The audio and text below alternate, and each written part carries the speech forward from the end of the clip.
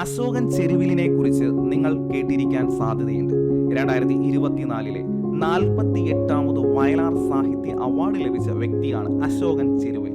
അദ്ദേഹത്തിന്റെ കാട്ടൂർ കടവ് എന്ന നോവലിനാണ് 2024 വയലാർ അവാർഡ് അർഹമായത്. 1 ലക്ഷം രൂപയും കാനായി കുഞ്ഞിരാമൻ വെങ്കലത്തിൽ തയ്യാറാക്കിയ ശില്പവും പ്രശസ്തി പത്രവും അടങ്ങുന്നതാണ് പുരസ്കാരം.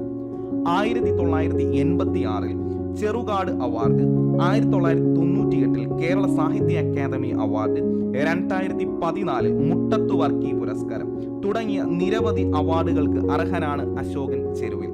എന്നാൽ 2023 47ാമത് വയലാർ അവാർഡ് ജേതാവാണ് ശ്രീകുമാരൻ തമ്പി. അദ്ദേഹത്തിന്റെ ജീവിതം ഒരു പെൻഡുലം എന്ന കൃതിക്കാണ് പുരസ്കാരം ലഭിച്ചത്. 2022 വയലാർ അവാർഡ് ജേതാവ് എസ് ഹരീഷാണ്. അദ്ദേഹത്തിന്റെ മീശ എന്ന കൃതിക്കാണ് ആ ഒരു വർഷം നേടിയത്.